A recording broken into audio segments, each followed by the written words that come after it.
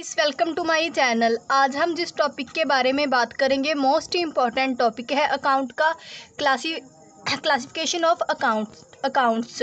जब तक हमको क्लासिफिकेशन अकाउंट्स का नहीं मतलब नहीं पता, मीनिंग नहीं पता और हमें क्लासिफिकेशन अकाउंट्स करना नहीं आता, तब तक हम अकाउंट में कोई भी चीज़, कोई भी ट्रांजैक्शन, कोई भी एंट्री पास नहीं कर सकते। और जो अकाउंटिंग का गोल्डन रूल है कि हमें किस चीज़ को डेबिट करना है, किस चीज़ को क्रेडिट करना है, वो भी हम क्लासिफिकेशन ऑफ अकाउंट के बगैर नहीं कर सकते। इसीलिए classification account most important topic है अकाउंटिंग का। और हम ये भी कह सकते हैं कि अकाउंटिंग की शुरुआत ही इस टॉपिक से होती है, क्योंकि जब भी हमें कोई भी ट्रांजैक्शन की एंट्री पास करनी होती है, उसका रिकॉर्ड रखना होता है, तब हम एंट्रीज पास करते हैं, मतलब जर्नल एंट्रीज पास करते हैं। उस वक्त जर्नल एंट्री में डबल एंट्री सिस्टम अप्लाई होता है। जो डबल एंट्री सिस्टम है उसमें क्या होता है कि एक चीज़ के जब भी कोई एक एंट्री पास होगी तो उसके साथ ही दूसरी एंट्री क्रेडिट या डेबिट होगी। मतलब एक एंट्री जब डेबिट हो रही है तो दूसरी एंट्री उसके साथ ही डेबिट होगी, क्योंकि हम जब भी कोई भी लेन देन करते हैं, मतलब सबसे पहले आ गया गेट एंड गिव। कोई भी लैंड एंड देन, मतलब कोई चीज़ गेट करते हैं तो उसके साथ ही हम उसे गिव करते हैं। जैसे एग्जांपल ले लेते हैं कि हमने दुकान से एक पेन लिया 10 रुपये का, और 10 रुपये हम उसे कैश में देंगे। मतलब पेन तो हम लेंगे पर साथ में ही कैश देंगे, इसे हम डबल एंट्री सिस्टम कहते हैं। अगर हम पेन को डेबिट करेंगे तो कैश को हम क्रेडिट करेंगे, ये डबल एंट्री सिस्टम होगा। अब हम स्टार्ट करते हैं क्लासिफिकेशन ऑफ अकाउंट्स कि हम किन अकाउंट की क्लासिफिकेशन कैसे करते हैं।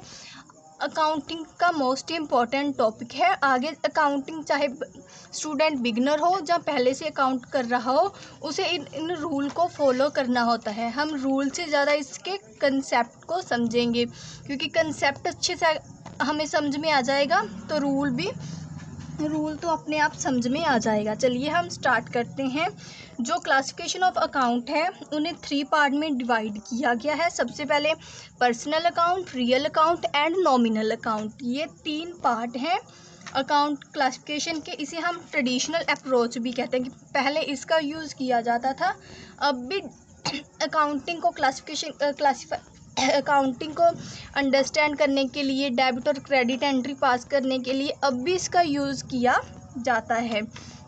इन 3 अकाउंट में अलग अलग जो भी हमारी एंट्रीज हैं, ट्रांजैक्शन है, उन्हें इन 3 अकाउंट में डिवाइड कर दिया गया कि किस जो अकाउंट है उसमें हम कौन सी एंट्री पास करेंगे, कौन सी ट्रांजैक्शन किस में जाकर ट्रांसफ़र होगी।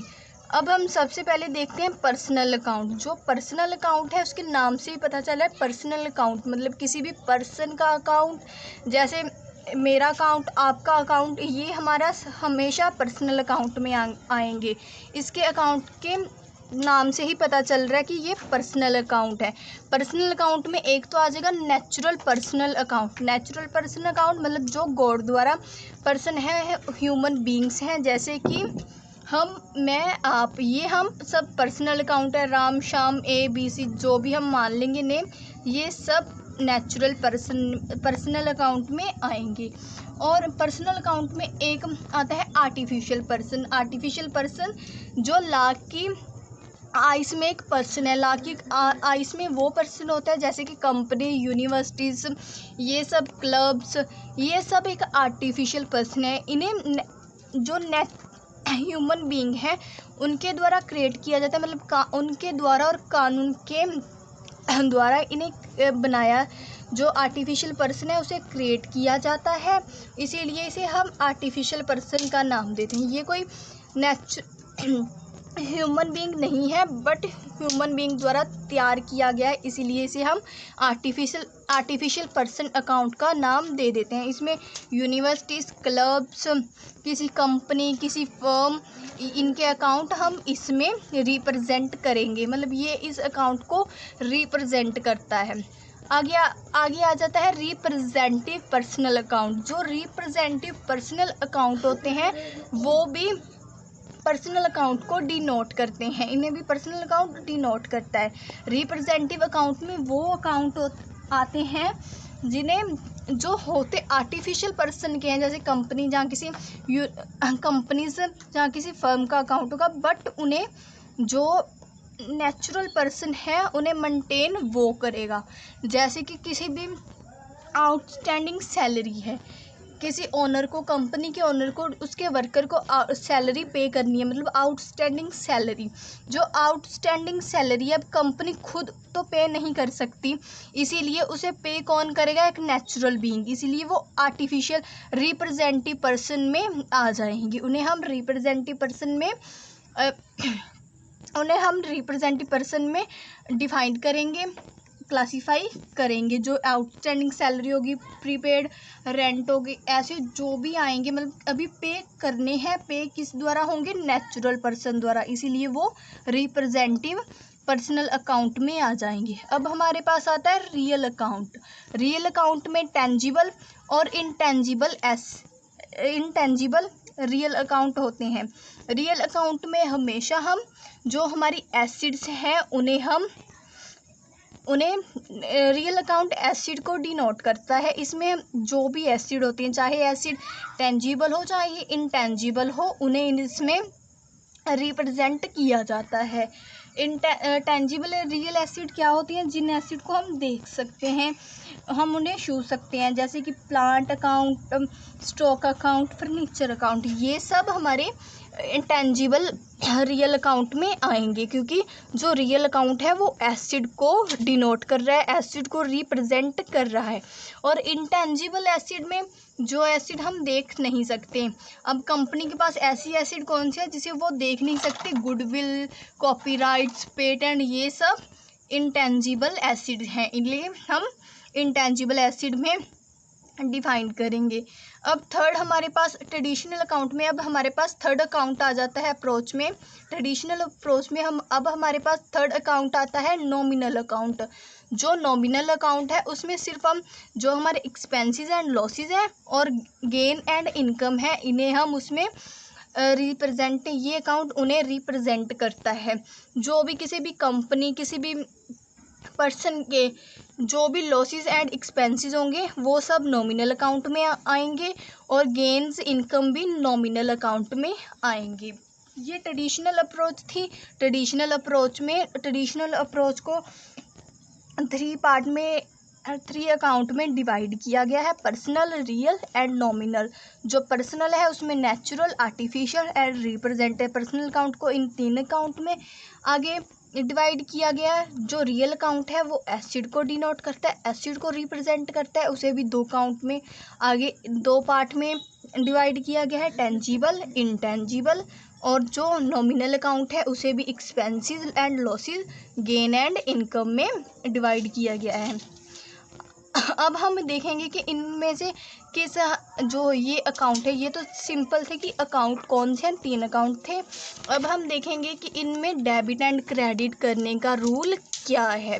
Rule of debit and credit under traditional approach, मतलब जो हमारे पास 3 अकाउंट है, पर्सनल, रियल एंड नॉमिनल, इसमें हम किस चीज़ को, किस एंट्री को हम डेबिट करते हैं, किसे क्रेडिट करते हैं, अब हम ये देखेंगे।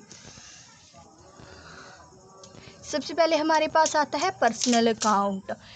यहाँ पर हम डेबिट करेंगे और क्रेडिट। ओके, पर्सनल अकाउंट में हम जब पर्सनल अकाउंट में कोई भी चीज़, पर्सनल अकाउंट का रूल है कि जब कोई भी चीज़ रिसीव होती है किसी भी पर्सन को, जहाँ आर्टिफिशियल पर्सन मतलब कंपनीज, जहाँ फर्म या यूनिवर्सिटी वगैरह, जो भी हमारे क्लब्स आर्टिफिशियल पर्सन है, उन्हें जो भी कोई चीज़ जब रिसीव होगी तो वो हमारी डेबिट होगी, क्योंकि कंपनी में अब किसी की पर्सन और कंपनी के पास अब चीज़ आ रही है, इसके मतलब इंक्रीज हो रहा है, इसीलिए डेबिट द रिसीवर। ये रूल है, मतलब रूल का मतलब रूल ही है, उसमें ना हम चेंज कर सकते हैं, ना कोई हम वाई या क्यों नहीं कह सकते, क्योंकि वो रूल है जो पहले से चला आ रहा है। पर्सनल अकाउंट में डेबिट क्या करते हैं, जो चीज़ आ रही है उसे हम डेबिट करेंगे, डेबिट द रिसीवर।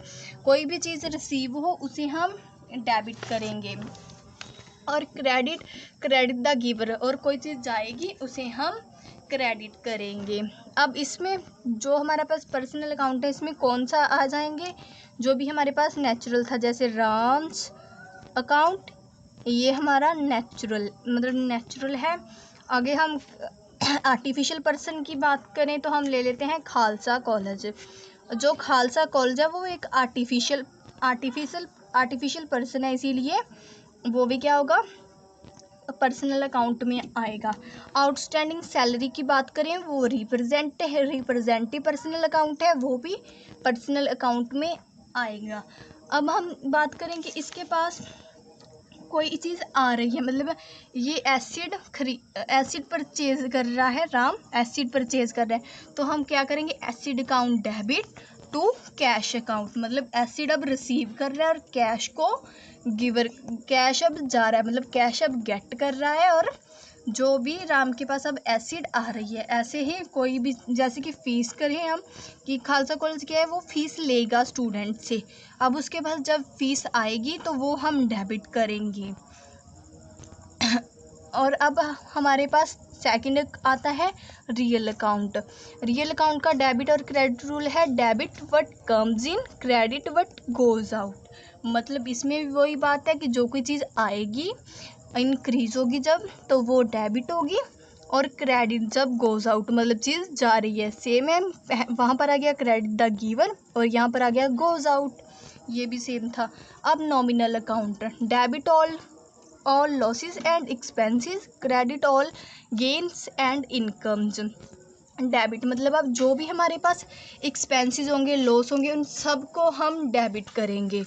और क्रेडिट इनकम एंड गेन्स, मतलब जो भी अब हमें इनकम होंगी, कि ये कोई अब कोई बिज़नेस कर रहा है राम, उनसे वहाँ से कोई इनकम हो रही है, तो वो अपनी इनकम को डेबिट करेगा। और जो लॉस होंगे वो अपने बिजनेस में ही लॉस को अपने बिजनेस में ही छोड़ देगा, और वहीं उस लॉस को आगे चलकर प्रॉफिट में बदलेगा। इसीलिए जो भी हमारे पास लॉस होंगे उन्हें हम डेबिट करते हैं, और जो हमारे पास इनकम होती है उसे हम क्रेडिट करते हैं। ये रूल था डेबिट और क्रेडिट का, कि पर्सनल में debit the receiver, credit the giver. Real में debit what comes in, credit what goes out. और नॉमिनल में debit all expenses and losses, credit all gains and incomes. अब इसे हम थोड़ा सा देखें तो हम जो भी हमारे पास कैश होगा, जैसे इसे हम अब आगे चलकर इसे एक एग्जाम्पल से भी अंडरस्टैंड करेंगे। उससे पहले हम अब मॉडर्नल अप्रोच देखते हैं, क्योंकि जब भी हम अकाउंट क्लासिफिकेशन करते हैं हमारे पास दो रूल्स हैं, दो मेथड हैं, एक ट्रेडिशनल जो हमने कर लिया और एक मॉडर्नल अप्रोच। मॉडर्नल अप्रोच को हम अकाउंटिंग इक्वेशन भी कहते हैं और अमेरिकन अप्रोच भी कहते हैं। ये ट्रेडिशनल अप्रोच से इजी है, इसमें हमें इसे देखकर ही पता चल जाता है कि हम किस ट्रांजैक्शन को या किस आइटम को किस में ट्रांसफ़र करेंगे, क्योंकि ये इसके अकाउंट खुद ही रिप्रेजेंट कर रहे हैं। मॉडर्न अप्रोच को हमने 5 पार्ट में, जो 5 कैटेगरी हैं उनमें डिवाइड किया हुआ है, acids, liabilities, capital, expenses and losses and revenue. उसमें अकाउंट थे पर्सनल, रियल एंड नॉमिनल, उनमें इन चीज़ों को डिवाइड किया गया था, और अब इन्हें अलग कर ही रिप्रेजेंट कर दिया गया। अब ये खुद ही रिप्रेजेंट कर रही है हर एटम को।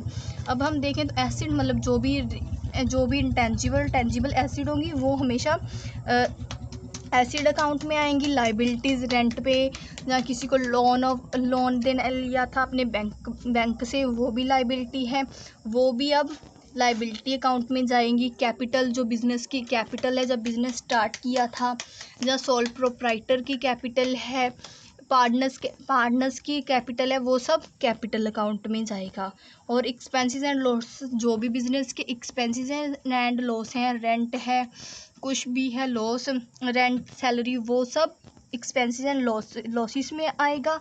और जो रेवेन्यू है, इनकम्स, गेन्स, सेल अकाउंट, ये सब रेवेन्यू अकाउंट में आएगा। सेल अकाउंट इसलिए रेवेन्यू में आता है क्योंकि सेल जो इनकम है उसे रिप्रेजेंट करती है। सेल हमेशा इनकम को, रेवेन्यू को रिप्रेजेंट करने की वजह से ऑलवेज इसीलिए रेवेन्यू में आती है, क्योंकि अब जब हम सेल करेंगे तो हमारे पास पैसे आएंगे, हमें प्रॉफिट होगा, इसीलिए जो सेल है ऑलवेज रेवेन्यू को रिप्रेजेंट करेगी। अब हम इसका रूल देख लेते हैं कि इसमें हम डेबिट और क्रेडिट मॉडर्न अप्रोच में हम डेबिट और क्रेडिट कैसे करते हैं। Rule under modern approach, acid मतलब एसिड जब हमारी इंक्रीज़ होगी, मतलब जब हमारे पास एसिड आएगी हमारे बिजनेस में तब इंक्रीज़ होगी। इंक्रीज़ होने पर हम ट्रेडिशनल अप्रोच में भी उसे डेबिट करते थे और यहाँ पर भी उसे हम डेबिट कर रही है, और डिस्क्रीज़ होने पर क्रेडिट करेंगे। जब कम होगी उसे हम क्रेडिट करेंगे। लाइबिलिटीज़ डिस्क्रीज़, जब लाइबिलिटी डिस्क्रीज़ होगी उसे हम डेबिट करेंगे। और इंक्रीज़ होने पर, क्योंकि जब इंक्रीज़ होगी तो हमें इनकम में से अपनी लाइबिलिटी को देना पड़ेगा और हमारी इनकम कम होगी, इसीलिए उसे हम इंक्रीज़ होने पर क्रेडिट करेंगे। और कैपिटल जब हमारी डिस्क्रीज़ होगी, मतलब डिस्क्रीज़ होने पर हमारी बिजनेस से पैसा कम होगा, इसीलिए उसे हम डेबिट करेंगे। और जब इंक्रीज़ होगी, मतलब हमारी जब कैपिटल हमारी इंक्रीज़ है तो हमारा प्रॉफिट है, इसीलिए उसे हम बिजनेस का भी वो प्रॉफिट है, इंक्रीज़ होने पर उसे हम क्रेडिट करते हैं। क्रेडिट, क्योंकि क्रेडिट जो भी है, credit all gains and incomes होते हैं, इसीलिए इसे हम यहाँ पर क्रेडिट करेंगे इंक्रीज़ होने पर। रेवेन्यू, जब हमारा रेवेन्यू मतलब हमें लॉस हो गया, रेवेन्यू नहीं हुआ, तो लॉस का मतलब debit all losses and expenses. अब इसे हम डिस्क्रीज़ होने पर रेवेन्यू, इसे हम डेबिट करेंगे। और इंक्रीज़ होने पर जब हमें इनकम होगी तो उसे हम क्रेडिट करेंगे। अब इसका हम अगर इन दोनों का ट्रेडिशनल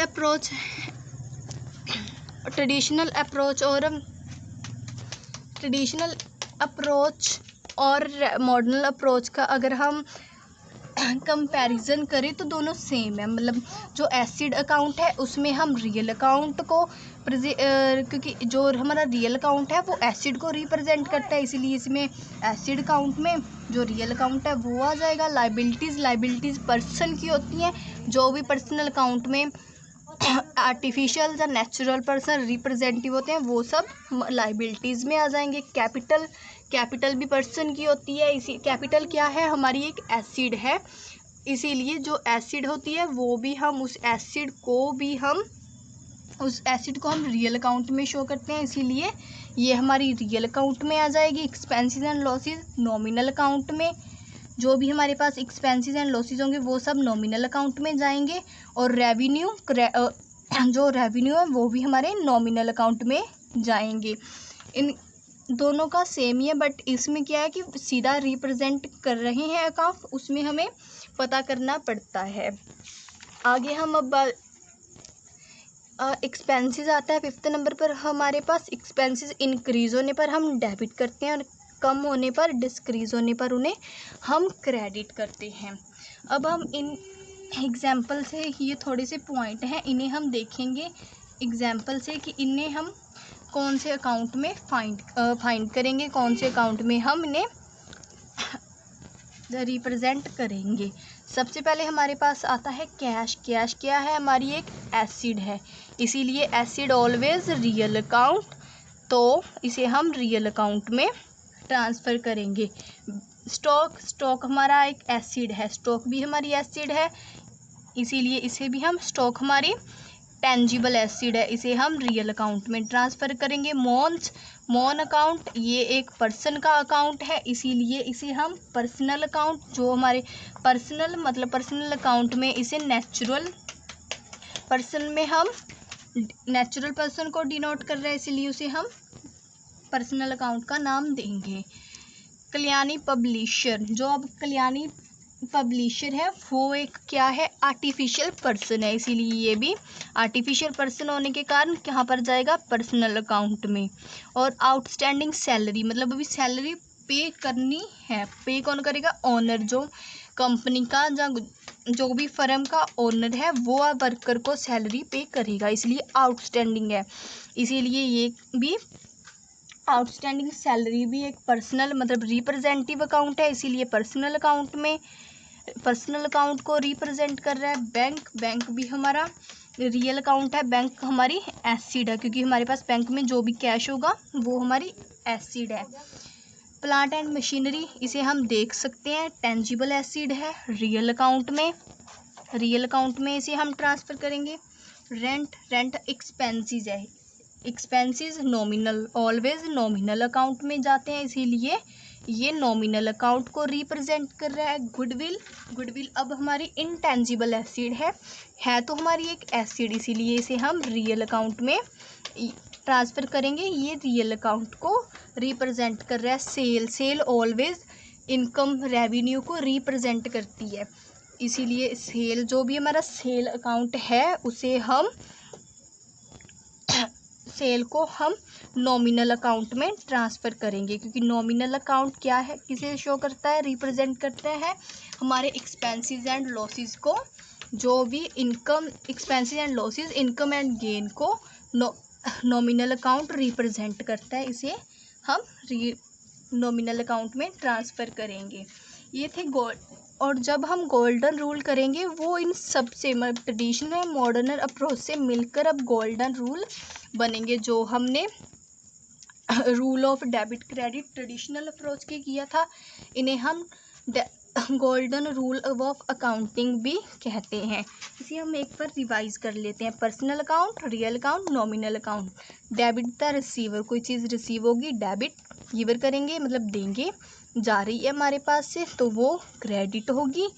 रियल अकाउंट एसिड का अकाउंट है, बट कम इन, एसिड जब आएगी डेबिट करेंगे, जब जाएगी मतलब एसिड को हमने ख़राब होगी, डेप्रिसिएशन पानी कुछ भी हो गया तो उसे हम क्रेडिट करेंगे। नॉमिनल अकाउंट में हमें बिजनेस से लॉस हो गया, इसलिए उसे हम डेबिट करेंगे, और इनकम होने पर उसे हम क्रेडिट करेंगे। ये गोल्डन रूल है अकाउंटिंग का। इस वीडियो में इतना ही। I hope you can understand this concept easily. Golden rule and classification of accounts. अगर वीडियो अच्छा लगे प्लीज़ वीडियो को लाइक कीजिए, हमारे चैनल को सब्सक्राइब कीजिए। Thanks for watching.